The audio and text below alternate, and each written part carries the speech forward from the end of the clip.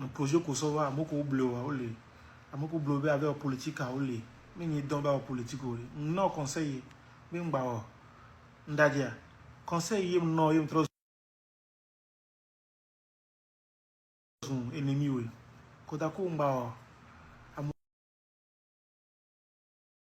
on le bleu m'ba o je la détruire m'ba vidéo na be les zoom Vitago alors avec les autorités on le bleu on le dit ba on ne a des problèmes mais tu ne m'as pas écouté ne ne pas dire la bleu ouais allons d'ailleurs vous êtes témoin Makanda ben yamelifia zaga tabe timle et tabe blase ko Makanda o joga o GoFundMe les America o joga Nebraska to joga be la de trigo to vie wa zaga wa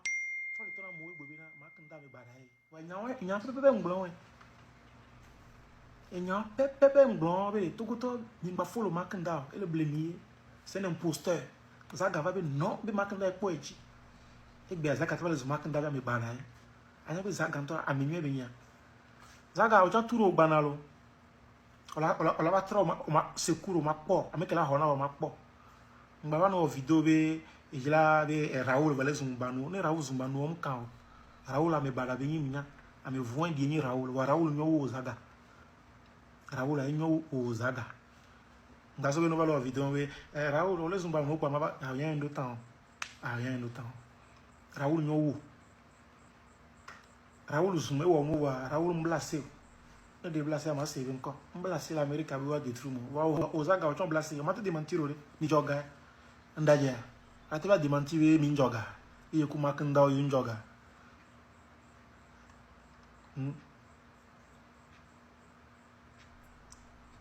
nya vodu ke yan subona nya blewe ndela bano o ma be mi ake ku geto vio o se me alo ne pa mo le glacier e de jan toto rino npo cha be le do bonne guérison no egbe o le do o va le bioga bonu joga na e be adole wuye wa obo 1,500,000 so be tout fin be wa détruire obo 1,500,000 j'ai les preuves ngble on te démentir obo 1,500,000 comme égal gomme no on no kola so égal gomme no ka 1,500,000 au buta que ma so ma gaso bola signé ma so détruire ghetto vie et bien on va le dire mi fara du nom le on va le faire vite TikTok ji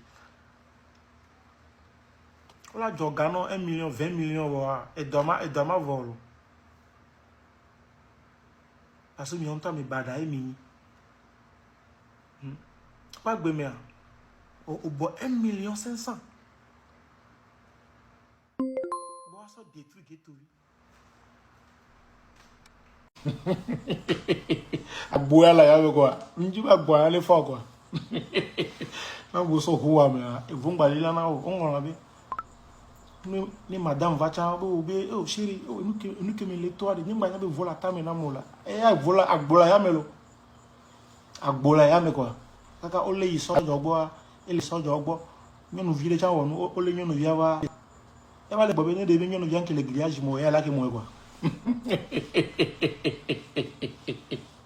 ame so huwa be agbaje la mo koto quoi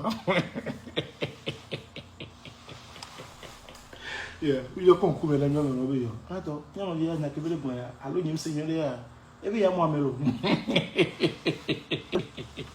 as égal le méchant et on me bien comme koto quoi ça so faji quoi ouais vous d'accord le coach allez vous même leur vidéo ya nalo parce que leur vidéo chaque temps ghetto fiko lo le yami vidéo le manquer mi ghetto vidéo le manquer mi que je va voir état que me va pas le njojina mo bon pas mo leur vidéo le problème ni problème mais belo elle est tout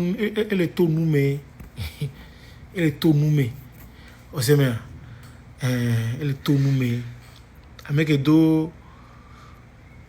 o se me elle est tout noumé njova va po be état que me va po le pas pour le tout noumé va no maman on dra no vidéo de onya no ku me nyanto a on to nu que même toi onye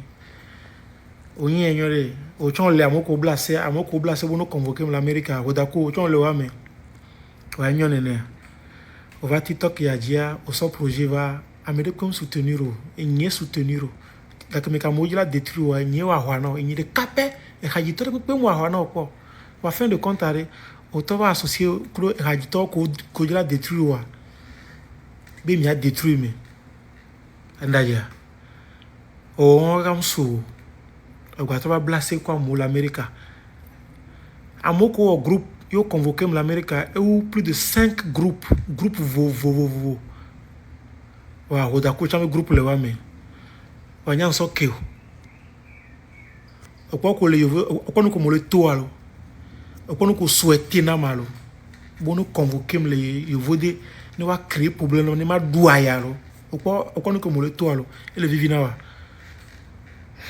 normalement ko va to no bena mijila détruit ghetto via o la gbena we be ao sinon malheur lo retour lo mi bao wa o chan no wa me e ko evem be mva se o chan ko msa mo bi nko sugbo mva se o chan ko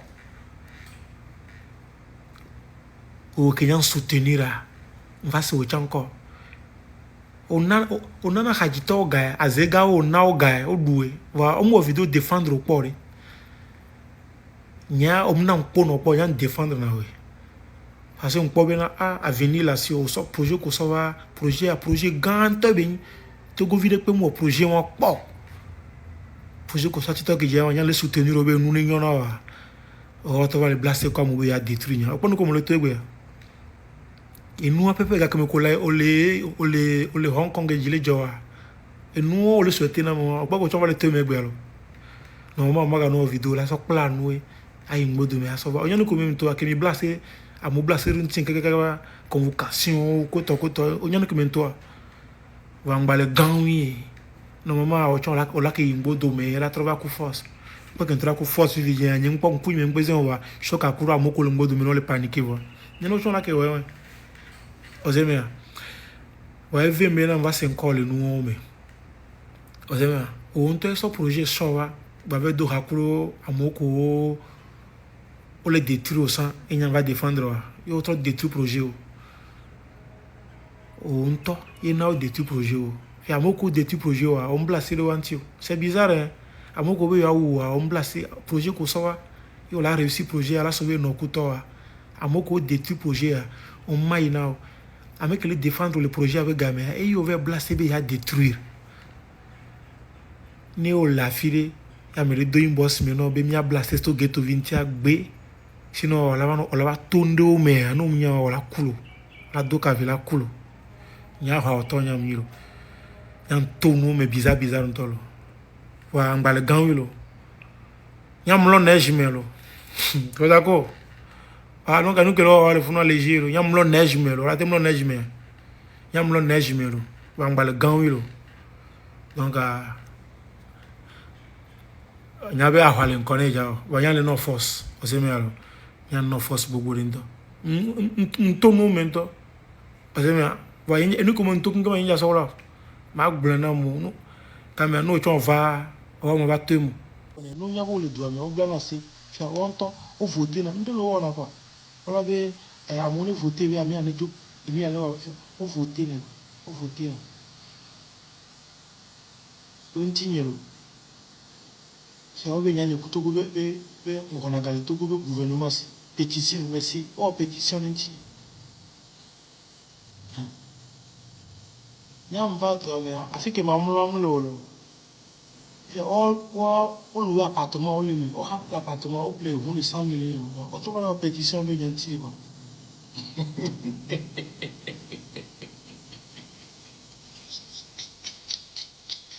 pe futo oh pétition nti ba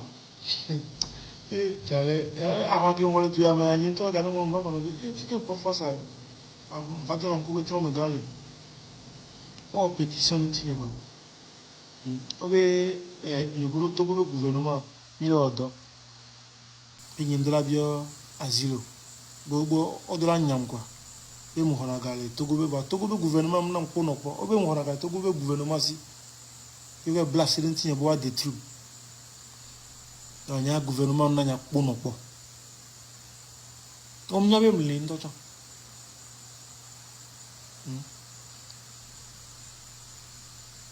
Il y a un. Et de fond. On va lancer pétition quoi. Amélie Léon avait Kodjo. Et avait gagné $1 million. Il y a la joie. Il y a ma bokoué. Que voodoo le bois. Yongo. Ah, que voodoo le bois. Yongo. Ah. Que top boule. Yongo. Que surprise ou le quoi. Que banou. Mais il y a no sévivi. Il y a no sévivi. Il y a no sévivi. Vous savez, normalement, il y a une vidéo. Il y a une en sécurité. Il y a une sécurité. Il y a une sécurité. Vous savez, il y a un peu de gens qui ont fait un million. Donc, on sauve. On sauve. Zaga tona mola Amerika be on est au tout et tout ne va créer problème nam Zaga lo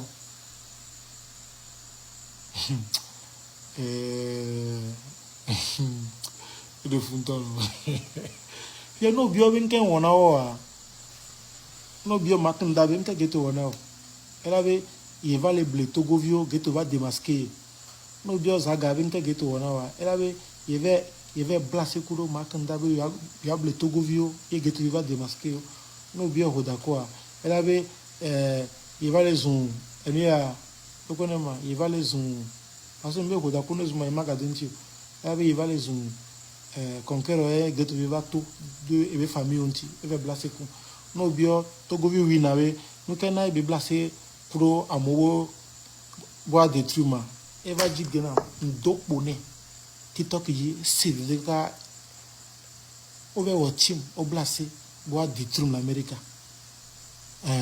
quand tu vas dire gena on ne corriger wa je vais non quoi il c'est comme quoi il c'est comme quoi ni to manani il va dire gena corriger mi ya yo no fandi nye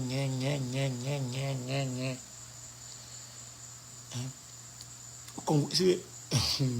ghetto au convoquer le lomé et ouvert on va Amérique à va servir quoi et il n'y a que Dubaï pour y millions convoquer moi parce que Dubaï a le verrou le fond 100% on convoquer les gens là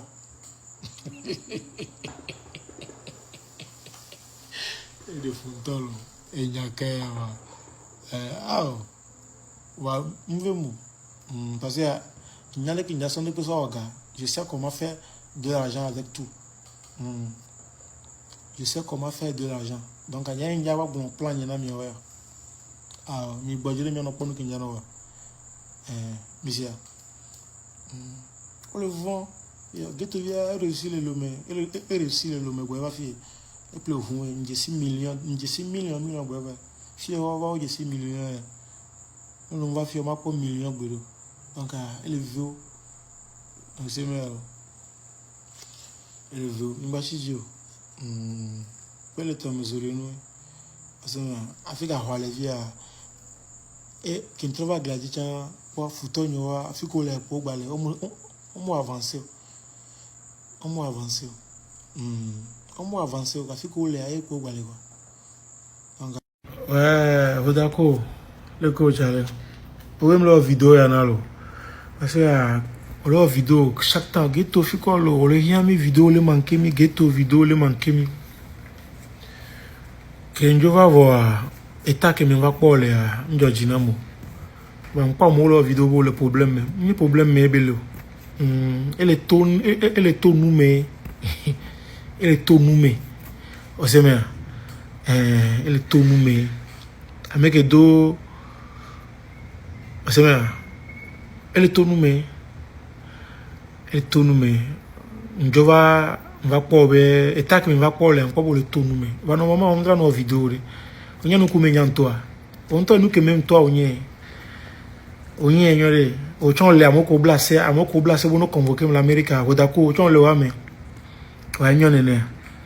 o va TikTok ya dia o son projet va Amérique soutenir o enye soutenir o da que me ka moji la détruire wa enye wa hwa na enye de capé e hajito pe wa hwa na opo wa fin de compte are o to va associer pro hajito ko la détruire wa be mi a détruire me andaja